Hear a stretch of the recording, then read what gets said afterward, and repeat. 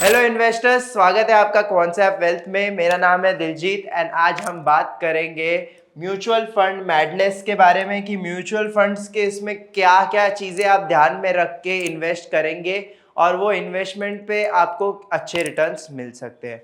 तो आइए चलिए देर नहीं करते, वीडियो स्टार्ट करते हैं। एंड वीडियो स्टार्ट करने से पहले अगर आपने अभी तक कॉन्सेप्ट वेल्थ में साइन अप नहीं किया है तो मैं डिस्क्रिप्शन में लिंक डाल दूंगा, डू साइन अप नाउ।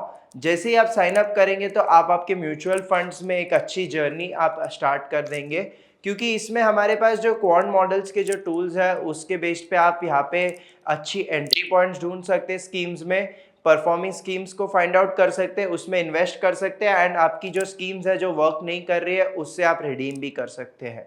तो do sign up now and देख सकते हैं कि आप कैसे उसको यूज कर सकते हैं। तो आइए चलिए वीडियो के टॉपिक पे आते हैं एंड टिप्स एंड ट्रिक्स समझते हैं कि मैक्सिमाइज कैसे कर सकते हो आपका गेन इन्वेस्टमेंट के हिसाब से। Okay, so will come here की tips for maximizing mutual fund returns. Okay, so सबसे पहला तो पॉइंट आता है डाइवर्सिफाई। ओके, तो डाइवर्सिफिकेशन तो काफ़ी इंपॉर्टेंट चीज़ है। आपकी जो भी पर्टिकुलर इन्वेस्टमेंट है वो ऐसा नहीं होना चाहिए कि लेट्स जस्ट सपोज आपका एक या दो स्कीम में हो, या ऐसा भी नहीं होना चाहिए कि वो 40-50 स्कीम में हो। ओके, तो वो जो म्यूचुअल फंड्स की इन्वेस्टमेंट है कहीं ना कहीं एक बैलेंस में रहनी चाहिए। जितना भी आपका अमाउंट है उसको आपको अच्छे से डाइवर्सिफाई करना चाहिए कि लेट्स जस्ट सपोज कि आपने 10 स्कीम में इन्वेस्ट कर रहे हो तो 10 में से समझो 2-3 सेफ होनी चाहिए, रिस्क फ्री होनी चाहिए या लेस रिस्क होनी चाहिए, तो इंडेक्स फंड यूज कर सकते हैं। ओके, सेकेंडली अगर आप और 3 में डालेंगे उसमें डेट कर सकते हैं, तो डेट में इन्वेस्टमेंट करेंगे तो शॉर्ट टर्म में आपको इसमें मिल जाएगा।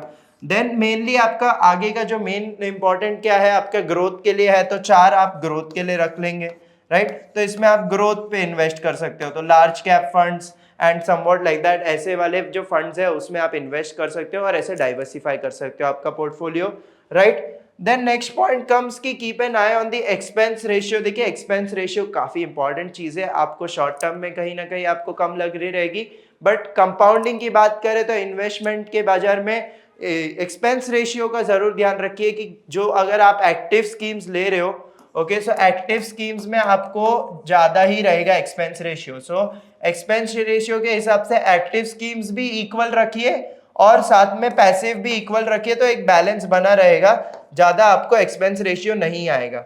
Review your fund performance regularly.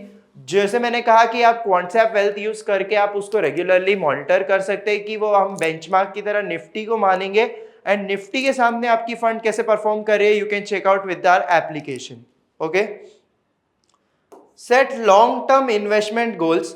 सो आपकी जो इन्वेस्टमेंट गोल्स होनी चाहिए वो कहीं ना कहीं लंबी होनी चाहिए। ओके, आज के दिन में let's just suppose you are going for short term 1 year 2 year, but जो इन्वेस्टमेंट है investment should be 10 years 30 years, right. तभी जाके आपको कंपाउंडिंग का पावर मिलेगा, तभी जाके आप कंपाउंडिंग समझेंगे कि कंपाउंडिंग का पावर क्या है।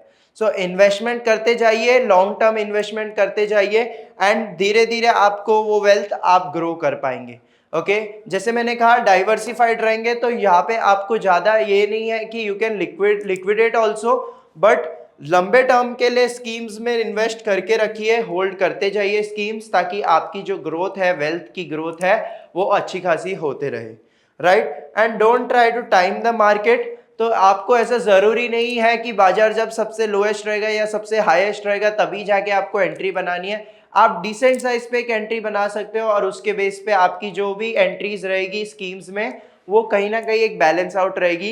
एंड जैसे मैंने कहा कि हम मोस्टली तो फोकस करेंगे कि रिस्क फ्री में जाने का, तो आप रिस्क फ्री में थोड़ा कम इन्वेस्ट करेंगे। अगर आप यंग हो तो you can go for a little risk, आप इक्विटी फंड्स में स्मॉल कैप मिड कैप में आप इन्वेस्ट कर सकते हो। तो उसमें आप इन्वेस्ट कर रहे हो तो उसमें आपको नेसेसिटी नहीं है, जैसे मैंने कहा कि टाइमिंग की नेसेसिटी नहीं है। आप डिसेंट साइज पे इन्वेस्ट करते जाइए, वो ऑटोमेटिकली एवरेज करके एक परफेक्ट आपको साइजिंग दे देगा, राइट। सो आई होप ये पॉइंट्स आपको क्लियर रहेंगे।